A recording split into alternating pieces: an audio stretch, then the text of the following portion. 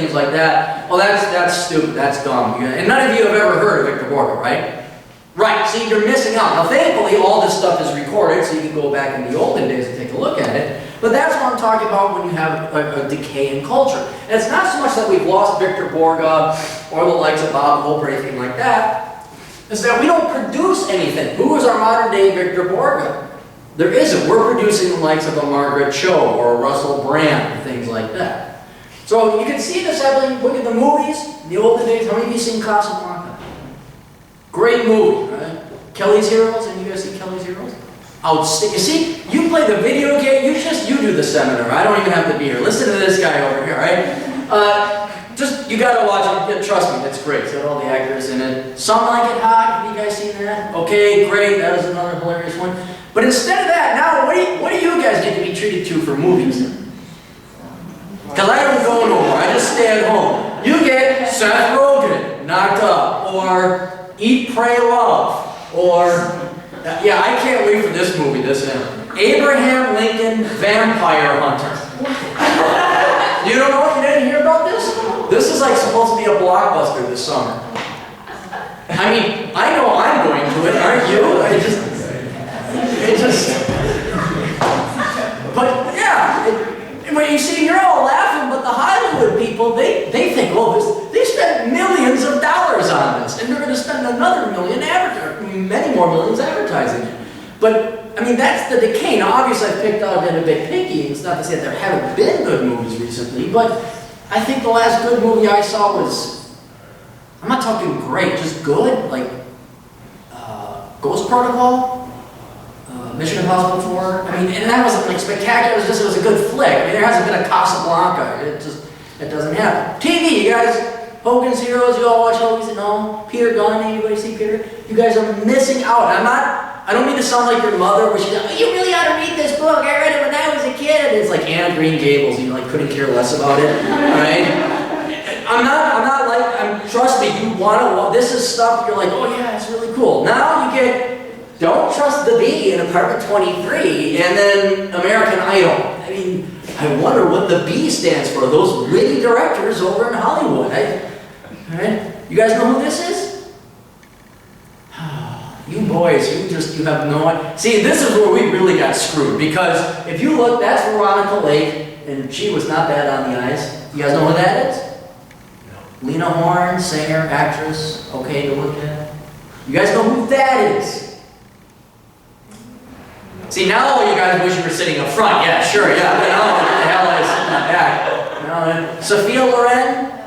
Remember Grubby Old Men? She was the one that fell for Walter Matthau. Yeah, so that's Sophia Loren. Now what do we then get to look forward to? Lady Gaga, Lindsay Lohan, or Madonna, who they keep pulling out of the grave and throwing her up on stage and trying to pan her off as a cougar or something like that.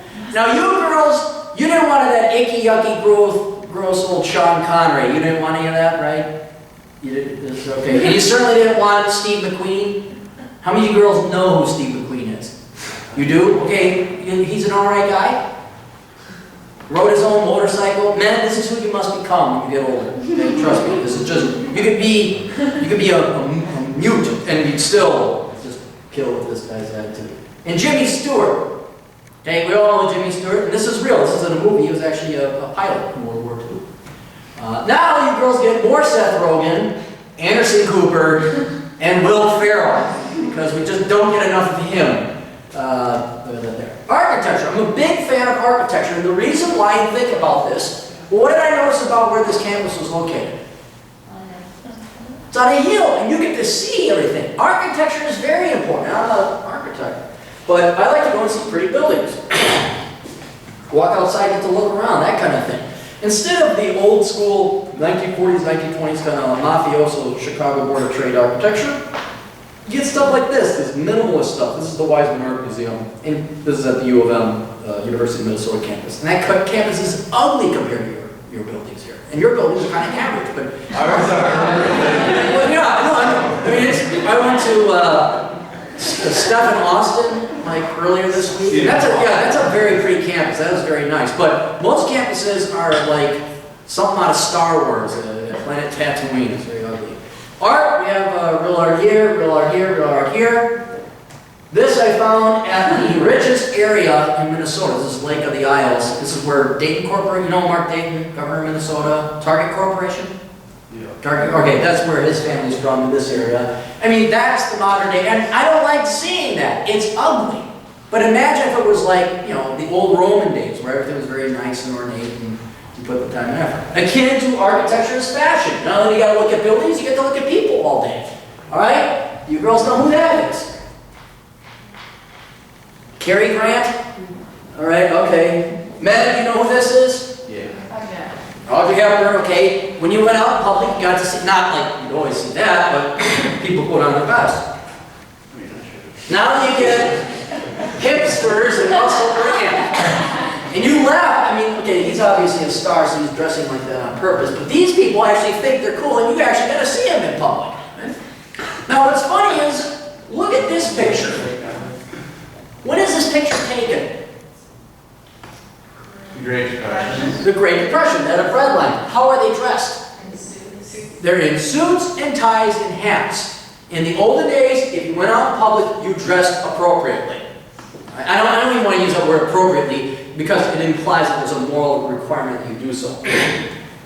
You just to present yourself your best to other people. And when you went out, it just made things nicer. Men, how many of you want to drive those cars? Ladies, how many of you would like to be picked up in those, or just drive them yourself and then hell with the guy? Right, we'd be okay with it, okay? Well, you guys are all wrong. You're wrong, wrong, wrong, and you're very evil because these are the cars you should want. You should want a Chevy Volt or a Prius, and heaven help you, I don't find you in a dark alley and you're driving a smart car, okay? So you can see, now again, it's not that we don't make cool cars, but this was what was cool. That was what, yeah, that's what I want. Now, it's basically beat into your skulls that going green is the equivalent to driving a Ford Cobra or an old Chevy Camaro, which it's not, because they don't go that fast, and it's not as fun. Right? About the only thing you can say that has saved or been saved in the United States is cartoons. You would normally see something from Bugs Bunny going to Adventure Time, and you're like, I could have drawn that when I was 10, but thankfully, we've had The Simpsons, and South Park, and Family Guy, and more recently, Archer. So, and I know you all have opinions, but you're wrong. These are great cartoons, by the way, so that's it. But now, the funny ha-ha aside, yes, there's a genuine culture decay. And again, it's not, well, what do I got to suffer? It's like, what could we have achieved if we maintain that kind of 1940s, 1950s style and class and work ethic? But related to work ethic, we have your workforce. You are now working with, well, I guess we could go back to Sophia Loren, I guess we can stay here a bit. But you're not working with the World War II generation anymore. You're working with the hippies who are now in charge. You're working with my generation, the grungies, who are now middle management. And your guys who are now the zombies at the entry level. Now, with morons populating the workforce and management is starting to become impaired. And in becoming impaired and corrupted, it's also starting to impair your career. Now, how many of you have interned or worked for a corporation yet? I know not, okay. You have, okay, maybe you have older siblings. You talk to your parents. There is some thing happening in corporate America, and I can't put my finger on it exactly, but it is a veritable insanity, a sickness, a mental illness that has taken over. When you guys go and work, let me ask you this. Are you going to want to try your best to impress your boss so you can get loyalty from the company, get secure, stable employment, and make more money, get promoted down the road? Whose plan is that generally right now? Right? Will not work. It will not work, and I have only a very light theory as to why. And you're going to be, this is one of those things that I was just like you, top of my class, I'm going to show them, I'm going to do everything, blah, blah, blah, and ended up getting in trouble more often than not. So I'm not making this up. Talk to your parents, talk to older people, see if it's not the same thing. But the theory is basically something like this. If you are a go-getter, and you come up with a great idea at a company, what is it likely to do? Depends on the structure of the company. Right. What is the goal of every company? To increase profitability. And yes, your markets are pretty stagnant, so where do you get increased profitability? If your sales and your markets are pretty set, and the economy is not growing, how do you save or make more money? Innovation. Innovation, but primarily cutting costs. And when you cut costs, what do you cut? People. People. If you come up with too much of a good idea, you can wipe out entire divisions. And if you come up with a too good of an idea, not only can you wipe out entire divisions, you could get promoted over your boss, or your boss could lose his job or her job. I didn't really believe this because why would they be if I think I want to make and contribute to da-da-da? As I've gotten older and as I've seen it, I'm starting to believe that is more and more true. So if you are a fast, young go-getter, or just a hard worker and you're willing to come in and work, 60 hours a week, you intimidate people because you're losing their jobs and you're challenging the status quo, especially if you come up with a new way of doing something. Then you really start rocking that boat and people get scared. Right?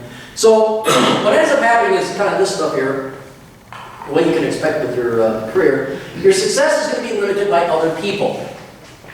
More so at the co-workers that you're working with or the people you're relying upon, it's like the eagle surrounded by the turkeys. And you're going to run into this every day. For example, when I'm doing appraisals, I audit appraisals. It sounds very exciting. I don't use it to pick up girls at a bar. But I got to go and get comparables. So I call the MLS people. I say, can you send me some comparables? Do they call me back? No. No. Do they email me back? No. I got to hound them again and hound them again. Right? So that, now, yes, that's their fault, but that still impairs my ability to go and work hard. And it's going to impair your ability too, because the individual unit of society has collapsed. You can't get people to be responsible and simply call you back anymore. Right? Well, for you, some of it is, like a lot of people are afraid you're trying to underbid them. Well, I'm talking something very simple. Like, have you guys gone to a schedule for classes, or you called up the school administration for some reason or another, and they don't call you back, or they misfile and stuff? That's the stuff I'm talking about. Now, you multiply that times 300 million people, times 365 days a year, times however many, work hours. I mean, you start to see where this can really grind down the economy and impair your career, or at least prevent you from doing your best. So I'm just saying, be aware of that when you go into it, right? There's also the culture of no, where how do economies and societies become really great? Or economies, let's just stick with economies. How do things become really great economic production? Is it working harder or coming up with revolutionary ideas? It's revolutionary ideas. It's coming up with the car instead of the horse. It's coming up with nuclear power instead of coal. It's stuff like that. And if you come up with a great idea, people's mentalities have so been shut down from the great American entrepreneur that it's like, oh, it can't be done. Perfect example, telecommuting. How would telecommuting wipe out our gas problem, wipe out our budget problem for transportation? Is the technology there that we could go and work from home? Unless you're like physical labor, unless you're doing like a skill working on an actual machine or a computer or a car, is there any real reason that we have to drive every day to these big corporate office buildings and sit there in a cubicle with a computer and a fax and a printing machine? No, you don't have to. In technological, you can what's called VPN. Any of you do any RDP, VPN, telecommuting? No. Okay. The technology is you've heard of telecommuting, right? Where I'm working from home? No? All right. What you can do is through the internet access your computer at work.